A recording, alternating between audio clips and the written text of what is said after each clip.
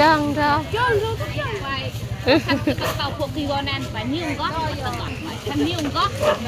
เอามาผมมาเจอแม่เดือนอีกแล้วเด้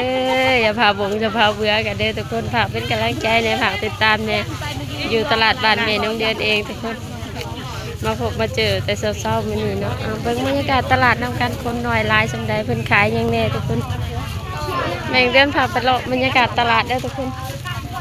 ตลาดบ้านแม่น้องเดือนเองบ้านนากระทิงเมืองอัศพรเบิ่งบรรยากาศนำกันบ่มี บ่มียังพาเบิ่งพาส้มกับพาไปเบิ่งตลาดนี่แหละทุกคนแม่เดือนยังบ่ได้ออกให้ออกหน้าทุกคนฝากติดตามแน่ฝากเป็นกำลังใจให้แน่เด้อ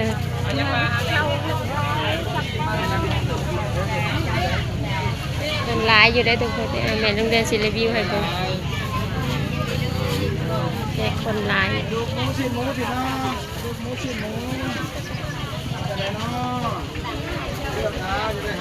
ตลาดบ้านแม่น้องเดือนเองเด้อนี่เด้อบ้านนากระทิงเมืองอัศพรแขวงสะวรรณเขตได้ทุกคน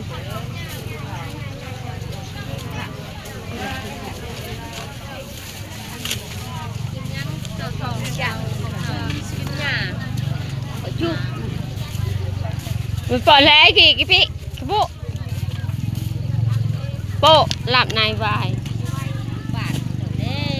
โป๊ะอย่างนี้เราปีโป๊ะนี่ไม่ขาขายมัสลีงามงามไม่มัสลีก็งามคนก็งาม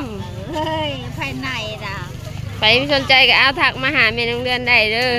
เบอร์เพจเพิ่นก็มีอยู่ดอกสิเอาให้พ่อแช่น่ะไปสนใจก็ทักหาแม่น้องเดือนได้เด้ออยากลบอยากแอนเพิ่นก็คือจังคือเด่นจ้าขนมจะคุยอ๋อนะตีบุญบุญปลาแยมบุญปลาแยมปั่นตาแอมแล้วนุสีชมพูแอมไหนจ้าอันน่ะมาให้เงียบบ่หนูเงียบมันจะหนักเหลืองให้ละ5,000การมากับช่างนายชิชาไปเคยหลับไว้ไปเจอขบวนไว้ขบวนอะไรขบวนนี้จอกมันก็ปังเลยตีบัตรดิเจนโคดาทำฮะบัตรปลอมดิเจนโคดอันทำวันเราจะมาขี่บักเตชินมันปลาอะไรอยู่จูนไอโฟดอ่ะ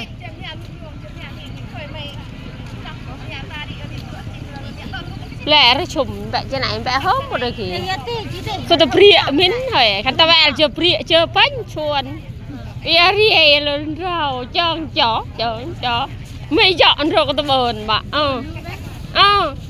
อันไหนปั้นชวนเจอตะแวลเลยระชมมาในตะเพียแต่ละตอนเป็ดมีนะห้องเหียนใช่ไหมเป็ดเจริญเนาะอดหมาเนี่ยตามาอามาช่างเอาว่าเขาไม่ไปไต่เฉยๆก็ว่าอะไรตุนติดสัมผัสเนี่ยเบอร์มาบ่ได้สัมผัสถ่ายคนงามไม่ขายคนงามก็เลยถ่ายเอาเพิ่นจ้ะกีแล้วแช่งเลยที่ไงกีพอหาเด็กคือไปไต่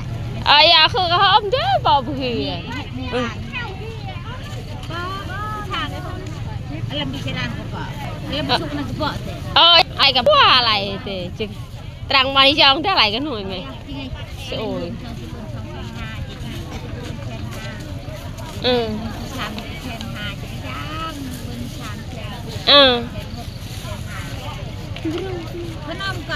ขนมบุญ5,000จังช่วยนึงขันจังช่วยนึงแอมได้กอบบูลเปรียกชินรับจังเปลี่ยนกอบบูล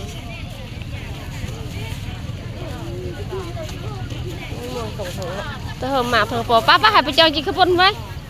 จังให้รับอีกไม่เบิร์นนะอ้าวกล้วยเธอเหิมกล้วยเธอหมดครึ่งดังอ่ะกล้วยเธอเหิมกล้วยเธอหมดครึ่ง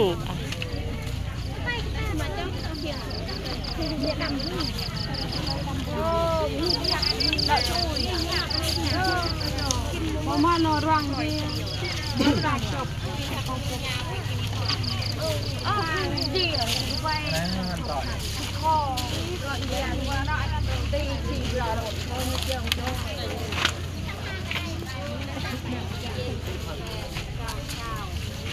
trong rồi dạ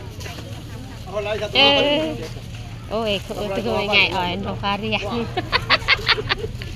không thôi ngày em gom quà này chân ngon diễn trầu mà 5,000เข้าไป นี่ด้านทางนอกเลยทุกคนนี่ด้านทางรถแล้วก็มีอาหารเวียดพร้อมมีครบทุกอย่างอยู่ได้อาหารบ้านเวียดโรงเรียนได้ทุกคนกว้างอยู่ได้ตลาดเพิ่นนี่ก็ได้บนขายปลาลูกปลาน้อยพอได้มีปลากระสือไปเลี้ยงมีน้องสะบ่ผิดแหละมีน้องสะซื้อไปเลี้ยงทุกคนมืดเลย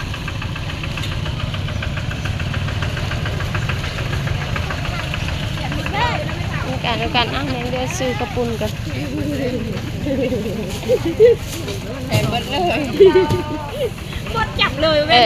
ขายได้ไม่ขาโลเท่าไรโล15เอาให้5เนี่ยเด้อเอาจังโล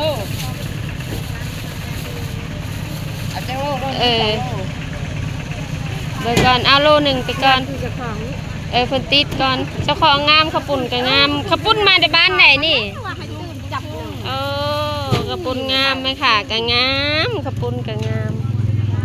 กินก็เป็นตาแซ่บเนาะผู้นั้นย่องลายเลยกระตืมแน่ย่องกระตืมแน่ขายย่องเนาะไก่เท่าไรไก่น้อยหนึ่งกระตืมซะฮะไก่น้อยหนึ่งกระตืมซะไหมค่ะคนงาม2 โลป่ะ2 โล 30บ่กินเบิร์ดบ่เด้2 โลใช่ไหมตื่นไม่เห่าเลยเด้อ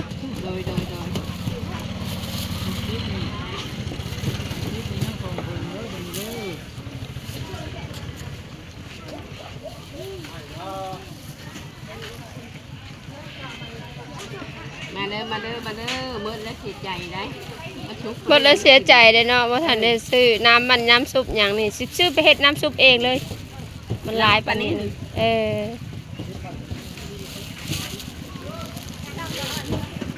เฮ็ดเองแซ่บเองกระปุ้นแกแซ่บเลย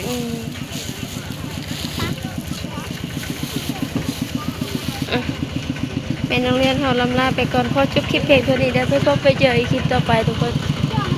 สบายดี